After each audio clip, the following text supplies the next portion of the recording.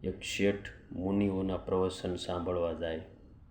એ પ્રવચનમાં એમણે એક વાત વારંવાર સાંભળેલી કે જીવનની ઘટમાળમાં પ્રત્યેક પરિસ્થિતિ હંમેશ આપણને અનુકૂળ હોય એવી ન પણ મળે.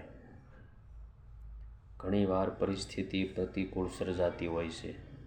એવા સમયે પરિસ્થિતિને પડકારવાને બદલે પછાવી જાણવી જોઈએ, કારણ કે જીવાતા જીવનમાં બનતી ઘટનાઓ પર આપણું નિયંત્રણ નથી. જ્યારે મન સ્થિતિ આપણા હાથની વાત છે.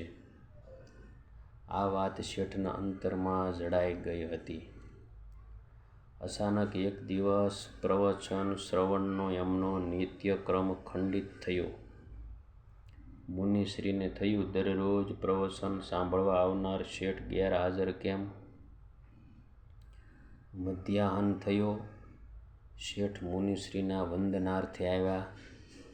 મુનિશ્રીએ પૂછ્યું, આજે પ્રવચનમાં ન આવ્યા?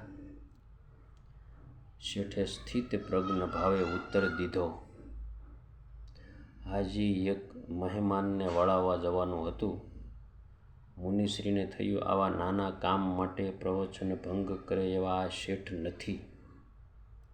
તરત જ એની સાથે આવેલા ભાઈ બોલ્યા, આજે સવારે શેઠનો એકનો એક જુવાન પુત્ર મૃત્યુ પામ્યો.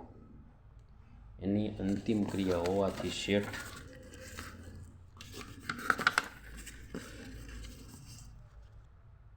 પ્રવચનમાં આવ્યા ન હતા.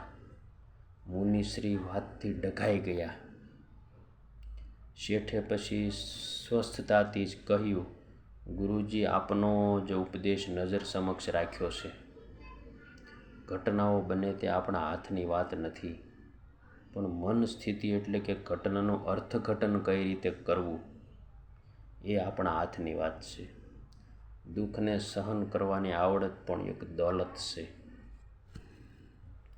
મેં મારા મનને મનાવી લીધું કે મારા ઘેર જન્મ લેનાર પુત્ર મૃત્યુ નથી પામ્યો, પરંતુ મારે આંગણે આવેલ મહેમાને વિદાય લીધી છે. ફેર એટલો જ છે કે મહેમાન 20-22 દિવસે વિદાય લે છે, જ્યારે આ મહેમાને દીકરાએ 22 વર્ષે વિદાય લીધી છે. આ થઈ જિંદગીના બોજને હળવાશથી લેવાની વાત. ગુરુજીના મુખમાંથી શબ્દો સરી પડ્યા, ધન્ય છે જીવન. જીવતા જો આવડે તો જાહો જલાલી જિંદગી, જીવતા જો ન આવડે તો પાય માલી જિંદગી. આવડે તો શોધ, એમાંથી મળશે ઘણું. છે ઘણા જન્મોથી આ તો ગોઠવી છે જિંદગી.